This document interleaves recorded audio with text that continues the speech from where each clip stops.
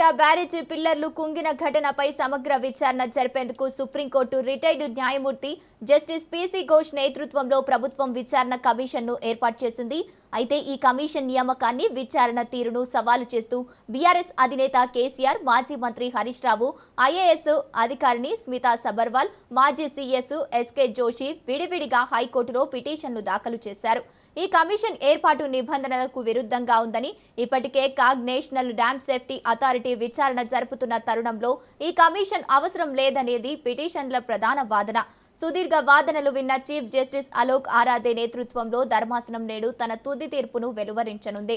Right, ఇక ఇదే అంశానికి సంబంధించి పూర్తి డీటెయిల్స్ మా ప్రతినిధి సునీల్ అందిస్తారు. సునీల్, చెప్పండి, కాళేశ్వరం ప్రాజెక్టు విచారణ నేడు తుది తీర్పు వెలువరించనున్నట్టు తెలుస్తోంది. దీనికి సంబంధించిన అప్డేట్స్ ఏంటి? తెలంగాణ రాష్ట్రానికి జీవనాధారంగా భావిస్తున్నటువంటి కాళేశ్వరం ప్రాజెక్టుపై భారీ అవకతవకలు జరిగాయంటూ కూడా పెద్ద ఎత్తున రాష్ట్ర ప్రభుత్వానికి ఫిర్యాదులు అందిన నేపథ్యంలో రాష్ట్ర ముఖ్యమంత్రి Revanth Reddy justice PC Ghosh commission వేసి దానిపై పూర్తి విచారణ కూడా జరిపించడం.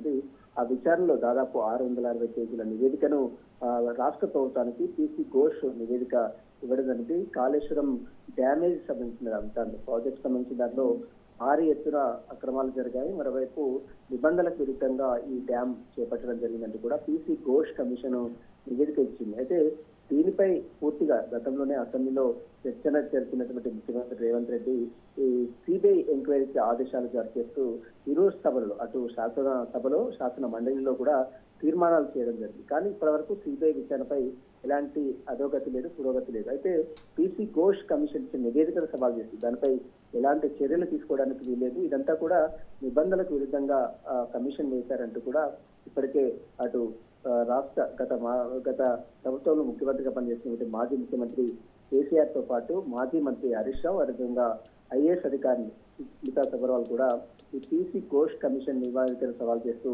హైకోర్టులో పిటిషన్ దాఖలు చేశారు. దీనిపై ఎలాంటి చర్యలు తీసుకోవడానికి వీల్లేదు, దాన్ని వెంటనే పీసీ ఘోష్ కమిషన్ వెంటనే రద్దు చేయాలని కూడా ఆ పిటిషన్ లో పేర్కొనడం జరిగింది. ఇంకా ఈ వీటిపై సుదీర్ఘంగా వాదన విన్నటువంటి కోర్టు గతంలోనే తమ ఆదేశాలు జారీ చేసేంత వరకు ఎలాంటి చర్యలు తీసుకోవద్దంటూ కూడా మధ్యంతర ఉత్తర్వులు కూడా గతంలోనే హైకోర్టు జారీ చేయడం జరిగింది. దీనిపై ఈ రోజు ఇరు వాదనలు విన్నటువంటి కోర్టు రాష్ట్ర ప్రభుత్వం వాదనతో పాటు పిటిషనర్ కేసీఆర్ తో పాటు మరోవైపు హరీష్ రావు, మరోవైపు స్మితా సబర్వాల్, ఈ ముగ్గురు వాదనలను విన్నటువంటి కోర్టు తుది తీర్పుని ఈ రోజు మరికాసేపులోనే ప్రకటించే అవకాశం ఉంది. మరి చూడాలి ఎలాంటి ఆదేశాలు జరుగుతుంది. ఎందుకంటే రాష్ట్ర ప్రభుత్వం పీసీ ఘోష్ కమిషన్ ని, జస్టిస్ పీసీ ఘోష్ ని నియమిస్తూ కమిషన్ వేసింది కాబట్టి ఆ కమిషన్ ని